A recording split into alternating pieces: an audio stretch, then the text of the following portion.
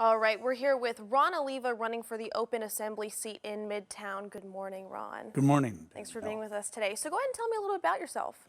Well, I'm a 42-year resident of Alaska, married, 5 children, all raised in Alaska, all growing. I'm a businessman, an auctioneer, so I can talk fast if we need to, but been successful at it, but in these economic times, it gets always challenging. Now, you're running against Dick Cheney. Why are you choosing to challenge him now? He's been the chairman longer than anyone else. Why are you choosing to challenge him now and what he said will be his last time running? Well, I passed on LV Ray Jackson. She got a mandate. No one opposed her. I think it's important to engage anyone, no matter how experienced. I think it's important that they recognize as a long-term elective representative that they still have to be called out. And if they set a goal for 3 years, 6 years, 9 years, he's looking at 20. We have some long-term elected officials, and if you're in this type of situation, which is moving towards a crisis, it takes some new ideas, and it's sometimes good to refresh the political electorate. All right, let's say the voters choose you. If you're elected, what's your top priority? Well, I think the economy is a top priority for anyone in Alaska, and that's maintaining our jobs. I think it has to be a collaborative effort, like working with the federal government. Let's thank Dan Sullivan for maintaining the base, because that's our source of employment. Also, we have to, and my goal would be, to work more on the university system, because a brain bank is going to save us. We can't deplete that. So as far as jobs, education, I have to say public safety, which is a real big issue with 2 new academies, but because they're funding using their fees, traffic fees, I don't think that's a good idea. We have to fund our police department by another source. And then, of course, education for the school district. I think there's a lot of doubling up. I think we can streamline that and save some money. And then, of course, I'd like to see the port developed along with the computerization and bringing Anchorage into the 21st century. Okay. So those are some of the— A lot of goals. Well, it's a big district. These are trying times with a lot of challenges. And I think it's important to remain reasonable, rational, and in touch with reality, that some tough decisions and the courage to make them are on the forefront. Okay, speaking of challenges, how can you help the Muni with the budget crisis? Well, I think the Muni has to look for other sources of revenue, and raising traffic tickets isn't the way to make good relationships with the police. I think I've offered to look at nonprofits, even churches, any loophole in exemption to real estate taxes has to be reviewed. And the city did a study, and I think there's actually a good source of revenue in taxing some nonprofits and some churches. We have a church in Anchorage that volunteers to pay their taxes. But they have to remember, once they're off the tax rolls, we still provide services, police, fire, and paramedics. If they buy insurance for their property, then I would like to see an ordinance tax that premium to cover the insurance for police, fire, and paramedics. It's interesting you're saying taxing nonprofits and some churches. Just down the street, we have a museum that had to close its doors because it couldn't continue to operate. How do you expect nonprofits like that the community loves to operate and pay taxes? Well, you know, that was a budgetary thing. And sometimes nonprofits, especially in the social work, extend themselves without really relying on self-sufficiency, whether it be through full pull tabs, private donations, the Rasmussen Foundation. They have to project their budget just like the state did and failed. So their revenue stream has to be there if they're going to remain open. And they should join forces with other museums.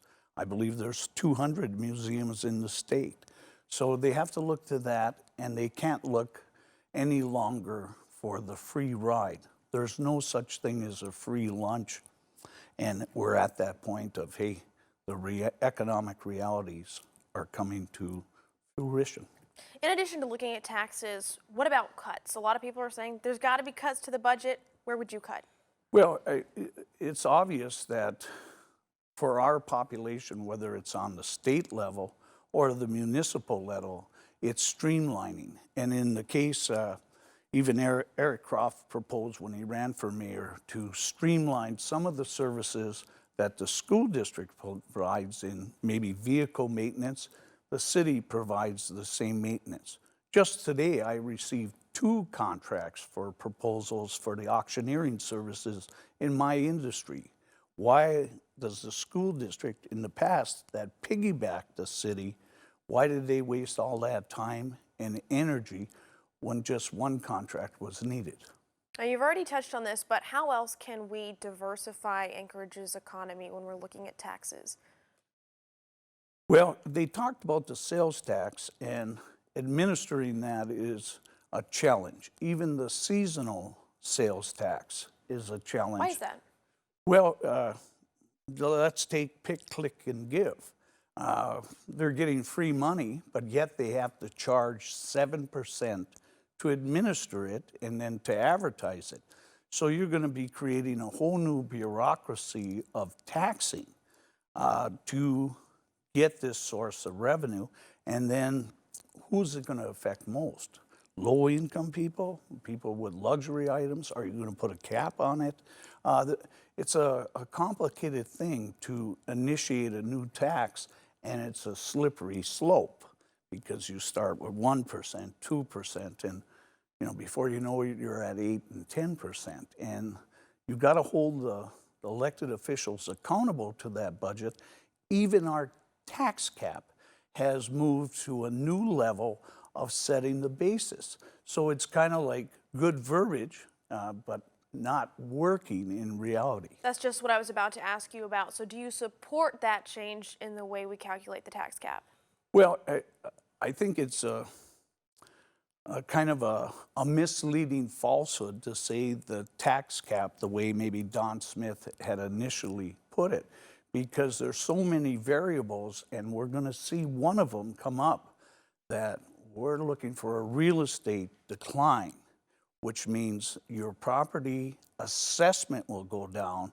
So even if you had higher taxes to make up for that, you're not going to get enough money to complete a balanced budget. Okay, now let's turn to public safety. How would you make Anchorage a safer place to live? Well, I have to look at my own experience, and I was broken into yesterday in my business. The most scary part about it is not being covered by insurance, but the people who did the break-in walked in with a gun outside of their basically body. So they were there, they were serious. Now, how do you fight crime? Well, it takes a community effort. We have community watch, we have community patrols, we have 2 new academies coming out. But one thing is, we have to stay focused on the serious crimes. And this past summer, we can't give up our entire police force for spice or something to handling chronic inebriates. That's not necessarily what our officers were trained for, and that's not our best bang for the buck. That's why I believe that nonprofits, whether it be Beans or the Brother Francis, when you have a $2 million budget, get your own security guard, get your own medic, get your own garbage pickup. Don't start something and then have it grow out of proportion and look to the taxpayer to fulfill your mission. It's not our responsibility to do that.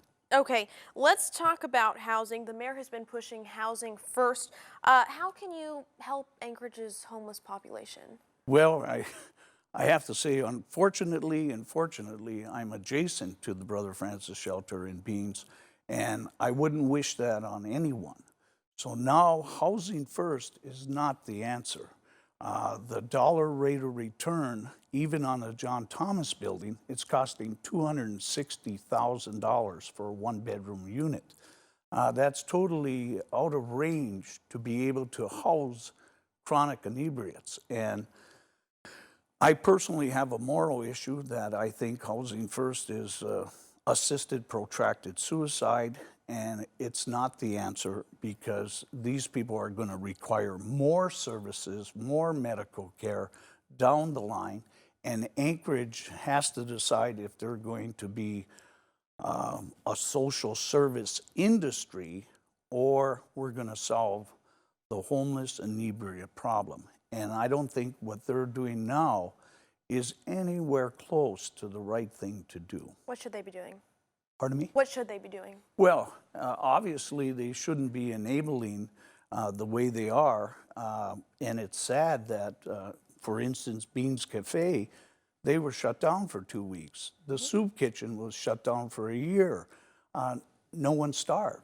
I think they're duplicating services and they're doing, instead of a mission for the hungry and the homeless, it's more of an internal guilt and feeling good about yourself when you should solve the problem.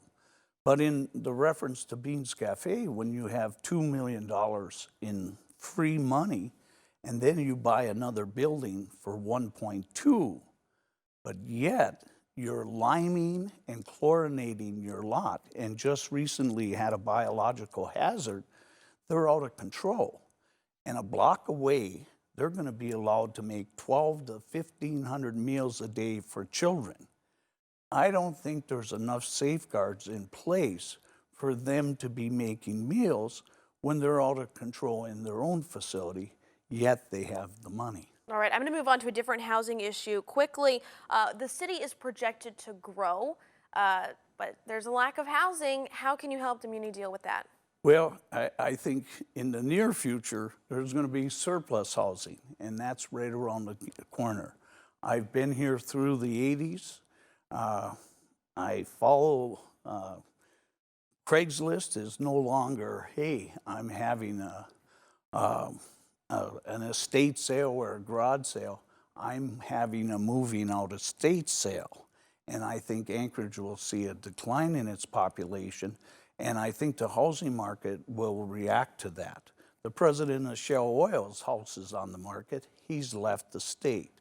And that's part of our brain drain and expertise of professionals that we don't want to see leave the state, but we don't control the oil economy.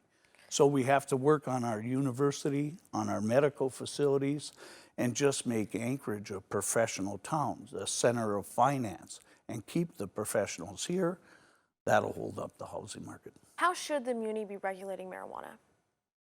Well, I personally did not vote for it. It's just like the sales tax. They're going to spend so much money regulating it that it was better off just not to pass that law. We weren't ready for it. We're not ready for it. And in my own situation, you know, if it's legal, I rent to flower growers.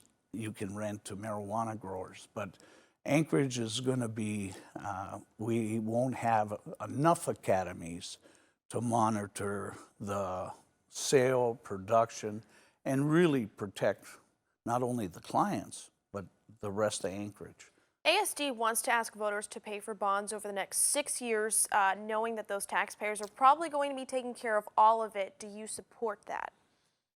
No, I like bonds that would reduce debt or give us a better interest rate, but these are tough times where we have to use it up, wear it out, make it do or do without. And I don't think we would ever put the jeopardy of the safety of buses out there. But I believe we have good maintenance mechanics. We got to keep it running in a good, safe mechanical fashion. And the same with the theory behind security cameras. It's tough. They spent $3 million on analog system. That's like buying a landline phone when they should have did the IP. So now they're asking for more money. I think part of it has to be more community-based, whether you're the community patrol for the schools on vandalism or what's taking place in the halls, hall monitors. But the bonding issues, we're just going to go further in debt. Okay, and I just have one more question for you. How would you rate the mayor? What grade would you give him so far? Oh, I supported the mayor. I still do, but I think he's a little bit out there in la-la land. That I would give him a B-. I don't think he surrounds himself with the best and brightest just yet, and I think he's still reeling from the good old days of being in Juneau. So I think once he gets more rounded and in touch with reality, he never showed up at an assembly meeting and was more, I think, in tune to state politics than Anchorage politics and needs. So I think a lot of people are going to be schooling the good mayor and his staff. All right, Ron Alleva, thanks for joining us today. We Well, appreciate thank your you very time. much for having me. Your questions were very targeted, and I hope I covered the answers not only for you, but for all the constituents. So, All right, okay, thank you. thank you.